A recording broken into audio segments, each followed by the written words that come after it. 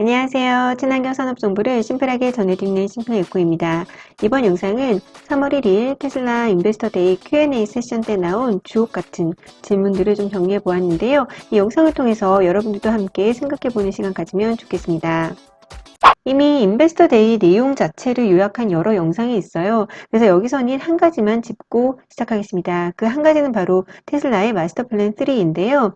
테슬라는 지구를 위한 완전 지속 가능한 에너지, 그 미래를 가는 길이 가능하다. 2050년까지는 달성이 가능하다라고 언급을 하고 있습니다. 그 가는 길을 위해서 필요한 부분은 200테라와트 에너지 저장 용량이 필요하고 30테라와트 재생 에너지 생산 용량이 필요하며 이 같은 길을 가기 위한 필요한 자금으로 10 트릴리언 달러 자금이 필요하다라고 언급을 하고 있습니다. 이 관련해서 테슬라는 연간 2천만 대 전기차 생산을 목표로 하고 있고요. 여기에 50% 원가 절감을 이룰 것이다 라고 목표를 세우고 있습니다. 그래서 이 부분 기억하시면서 또 주요 Q&A 세션 그리고 관련된 자료 살펴보도록 하겠습니다. 가장 궁금하셨을 법한 질문부터 살펴볼게요. 바로 모델2 관련된 질문입니다. 제가 지난 영상에서 이번 테슬라의 인베스터 데이 7년 만에 열린 거죠. 가장 월가가 주목하고 있는 부분은 바로 이 차세대 플랫폼이라고 말씀드렸었는데요. 이 저가 비용 플랫폼을 통해서 저가 모델 약 3만 달러 혹은 2만 5천 달러의 테슬라 모델 2에 대한 구체적인 언급을 기대를 했었습니다. 결론부터 말씀드려서 그 세부적인 사항은 언급되지 않았고요. 사실 이 부분이 가장 기대됐던 이유는 테슬라가 만약에 이 정도의 가격 레인지의 모델을 출시를 하게 된다면 현재 미국 시장 전체 차량 그 가격 레인지의 95%를 커버하게 되거든요. 그렇기 때문에 그런 시장 점유율을 차지할 수 있을 거라는 그 기대 때문에 이 부분이 많이 기대가 되었었는데요. 구체적인 질문이 아주 마지막 질문으로 나옵니다. 자, 차세대 플랫폼에 대한 구체적인 타임라인이 궁금하다. 특히 모델2 관련된 런칭 시기와 그리고 이 모델을 과연 멕시코 공장에서 생산할 예정인지 혹은 기존 공장에서 생산할 예정인지 좀 알려달라라고 질문을 했습니다. 이에 대해 일론 머스크는 이렇게 일축합니다. I probably declined the question. 제가 뉘앙스를 살리기 위해서 좀 영어를 섞었는데요. 그 질문은 아쉽지만 거절할게 라고 언급을 하고 질문을 끊었는데요. 사실 워낙 이 부분에 대한 기대가 컸던 만큼 테슬라가 구체적인 언급을 하지 않았고 또 Q&A 섹션에서도 일론 머스크가 말을 아끼면서 당시 테슬라 주가가 장외 시장에서 약 7%까지 빠지기도 했었는데요. 사실 이 부분에 대해서 실망하기는 아직 이릅니다. 끝까지 한번 살펴볼게요. 또 관련된 질문 두 번째는 바로 연간 생산량 2천만 대에 대한 그 목표에 대한 질문이었습니다. 테슬라 그 기준을 좀 알기 위해서 2022년 풀리어 생산량 기준은 1.3 밀리언, 그러니까 130만 대 정도였어요. 그렇기 때문에 생산량이 거의 20배 정도 키우겠다라는 아주 거대한 목표를 제시한 셈인데요. 이에 대한 질문 역시 나왔습니다. 연간 2천만 대 생산량 목표라니 정말 대단하다. 그렇게 스케일업을 한다면 사실 온통 길거리에 테슬라 차량일 텐데 단기적으로 생각하는 모델 라인 수가 있는가? 라고 물어보았습니다. 이 질문이 나올 법한 이유가 바로 현재 테슬라가 가지고 있는 모델 라인인데요. 아직까지 그 출시가 되지 않은 이 베일에 쌓인 두 모델을 합하더라도 사이버트럭 등을 합하더라도 전체 모델 수가 8개에 불과합니다. 그렇기 때문에 만약에 모델 수가 많지 않다면 사실 길거리에 온통 똑같은 테슬라 차들이 많이 깔릴 거 아니에요. 그래서 이 같은 질문을 한 게 저는 사실 굉장히 좀 좋은 질문인데 라고 생각을 했었는데요. 이에 대한 답변 한번 살펴볼게요. 일론 머스크는 잘 모르겠다. 아마도 많지는 않을 것 같고 한 10개 정도라고 언급을 합니다. 그런데 그 모델 수가 중요한가? 라고 오히려 반문을 하는데요. 전통 차량 제조사들이 그렇게 할 수밖에 없는 이유는 딱히 그들이 그 이상의 혁신을 할 수 없기 때문인 것 같다라고 언급을 합니다. 그러면서 그 외형 덱을 바꾸는 것 이외에 그들이 할 수 있는 것은 많지 않아 보인다라고 일축을 하는데요. 그래서 자기가 생각할 때는 그들이 과연 굿 베리언츠인가? 그냥 다양함인가? 아마도 아닌 것 같고 핸드폰 예를 듭니다. 핸드폰에 있어서 더 이상 이상의 기술적인 혁신이 없으니 이제 다시 폴더가 나오는 거 아니냐. 자기가 볼 때 현재 전통 자동차 제조사들이 수많은 모델 라인업을 보유하는 이유는 바로 이 같은 형국인 것 같다라고 예측을 합니다. 이렇게 연이어서 계속 연관된 질문들이 나오는데요.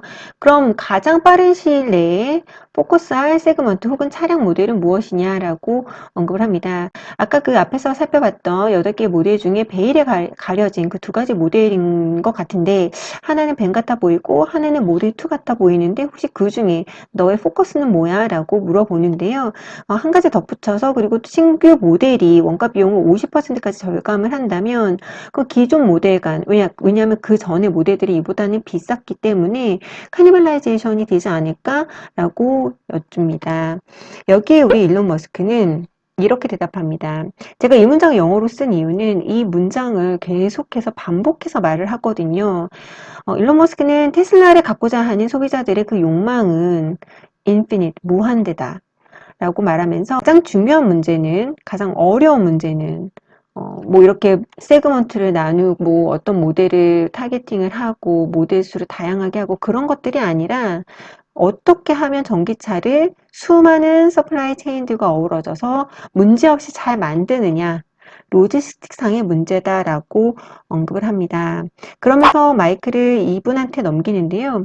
이분은 그 본 인베스터 데이 세션에서 서플라이 체인 부분을 담당했던 칸이라는 분입니다. 테슬라의 현재 그 전기차 서플라이 체인에 참여하는 그런 개수를 좀 보여줬는데요. 이게 차량 한 대를 만드는데 이 K가 1000단이거든요. 그래서 뭐 3400. 이렇게 수많은, 그리고 이 퍼스트 티어에 또 공급하는 그 세컨 티어 수는 또 이렇게 된다라고 강조를 하는데요.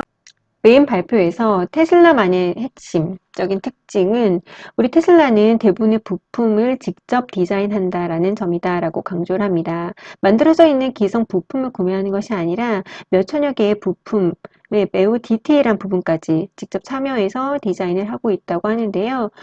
특히 직접 그 생산 회사에 가서, 공장에 가서 몇 주간 또 혹은 몇 달간 함께 지내면서 직접 디자인을 하고 생산에 참여를 한다고 합니다. 그래서 이같이 아주 매우 밀접한, 그리고 근거리에서 또 컨트롤하고 관여를 하기 때문에 부분 생산단에서 일어나고 있는 모든 일들을 디테일하게 알고, 그렇기 때문에 문제가 일어나기 전에 혹은 문제가 일어나더라도 매우 적극적으로 대응을 할 수 있다라고 강조를 하는데요. 이 부분을 여기 답변에서도 이어서 합니다. 뭐 세그먼트, 타겟팅, 뭐 모델수 이런 거 중요하지만 결국 전기차에 있어서 가장 중요한 부분은 로지스틱스 이슈다. 그러니까 어떻게 만들어내느냐이다.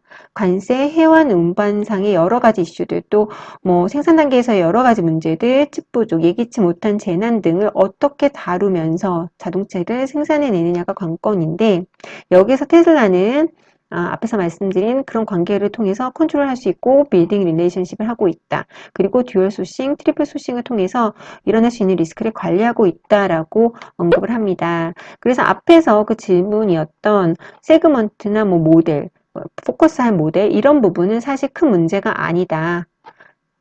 가장 큰 문제는 얼마나 차량을 욕망하게 만드느냐, 그리고 얼마나 합리적인 가격에 제공을 하느냐가 문제다라고 합니다.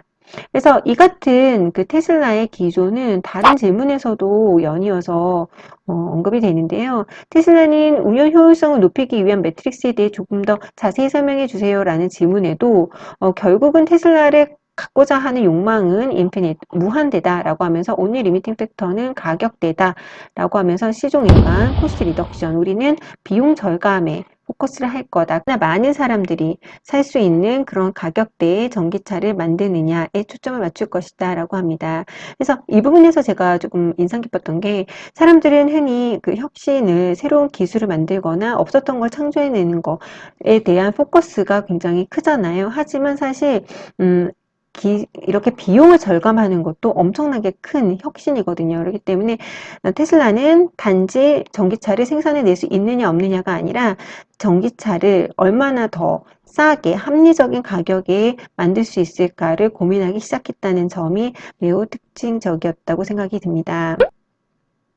그래서 실제로 테슬라는 3월 6일자 기사인데요. 어제 그 미국 내 모델 S와 X 가격을 5에서 9% 인하하겠다라고 발표를 했는데요. 1분기 판매 확대 및 시장 점유율 유지에 도움이 될 거다라고 하면서 한 기업의 수익은 P 곱하기 Q잖아요. 가격 곱하기 얼마나 많은 양을 파느냐 Q인데 그 Q를 늘리는 쪽에 초점을 맞추고 있는 것으로 보입니다. 다섯 번째 질문은요, 바로 타임라인에 대한 건데요. 사실 Q&A 세션에서도 이런 구체적인 타임라인을 묻는 질문이 있었습니다. 이렇게 조립 방식도 아주 전혀 다른 스타일로 하겠다라고 언급을 했었거든요.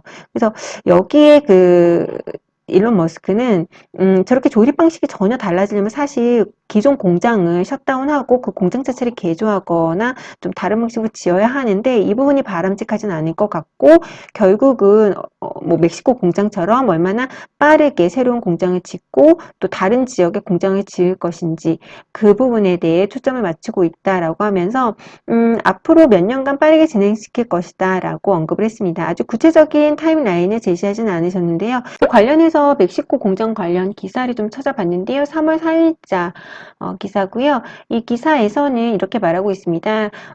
멕시코 공장에서 아마 차량 생산이 내년부터 가능할 것이다 라는 헤드라인이 있었습니다. 그렇기 때문에 올해 공장을 짓고 내년부터는 양산이 가능할 것으로 보여지고 있습니다.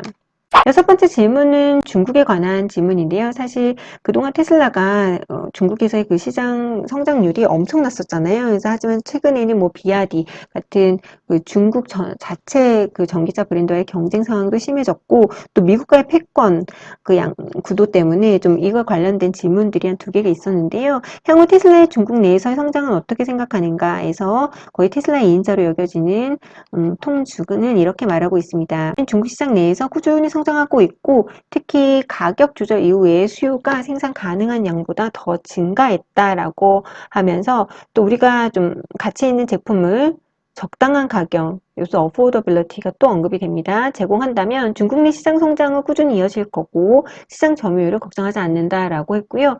좀 정치적인 부분에 대해서는 좀 말을 아꼈습니다. 어떻게 될지 어떻게 아느냐 잘 모르겠다 하지만 우리가 중국 로컬 경제에 분명히 도움이 되고 있고 또 이게 변하지 않는 이상 차이나 리스크는 적을 것으로 예상한다라고 언급을 했습니다. 또 중국에 관련된 질문에서는요. 또 중국은 지금 서플라이 체인이 95%가 로컬라이즈 되어 있다고 합니다. 그래서 비용 절감을 확실히 일으키고 있고 또 이렇게 중국에서처럼 다른 지역에서도 우리는 로컬라이즈드에 초점을 맞추고 있다라고 언급을 했습니다. 마지막 질문은 제가 몰랐었던 좀 바이디렉셔널 차징에 대한 아주 짤막한 질문도 담아 보았는데요. 이 바이디렉셔널 차징은 양방향 충전 서비스인데 그동안 뭐 테슬라는 이 부분에 대해서 좀 소극적이었다고 합니다. 그래서 이 양방향 충전 서비스는 다양한 수신자에게 에너지를 보낼 수 있는 뭐 그런 기술인 것 같은데, 그러니까 뭐 충전을 하면 그 충전된 거를 자동차가 충전된 거를 뭐 전자레인지에 쏜다든지 뭐 이런 식인 것 같은데 테슬라는 여기에 대해서 이렇게 말하고 있습니다. 많은 소비자들이 양방향 충전 서비스 사용할 것 같지 않아. 그리고 충전에 있어서 가장 중요한 점은 결국은 또 차량을 얼마나 적당한 시간에 효율적으로 충전하느냐야 라고 하면서 뭐 테슬라가 이 양방향 충전 서비스에는 앞으로도 그다지 그렇게 적극적일 것 같지는 않고요. 여기서 나온 파워월은 이렇게 생긴 테슬라의 그 전력 저장할 수 있는 그런 시스템입니다. 이상 테슬라의 인베스터 데이 Q&A 세션에 나왔던 주요 질문들을 좀 정리를 해 보았는데요. 풀 영상 보고 싶으신 분들은 제가 링크 아래 걸어둘 테니까 영상 한번 참고해 보시고요. 글의 순서는 제가 여러분들이 좀 이해하기 쉽게 좀 조정을 하고 비슷한 질문들은 좀 묶은 경향이 있는 점 참고하시면 좋을 것 같습니다. 개인적으로 저는 이 Q&A 세션을 정리를 하면서 테슬라가 가고자 하는 큰 방향을 조금 더 명확하게 알 수 있었고요. 또 투자자 입장에서 또 소비자 입장에서 그 질문이 그 Q&A 세션을 통해서 조금 더 해소가 될 부분은 해소가 됐다라고 여겨져서 여러분들과 이 부분을 공유하고 싶었습니다. 이번 영상도 마음에 드셨으면 구독, 좋아요 눌러주시고 이번 영상도 끝까지 시청해 주셔서 감사합니다.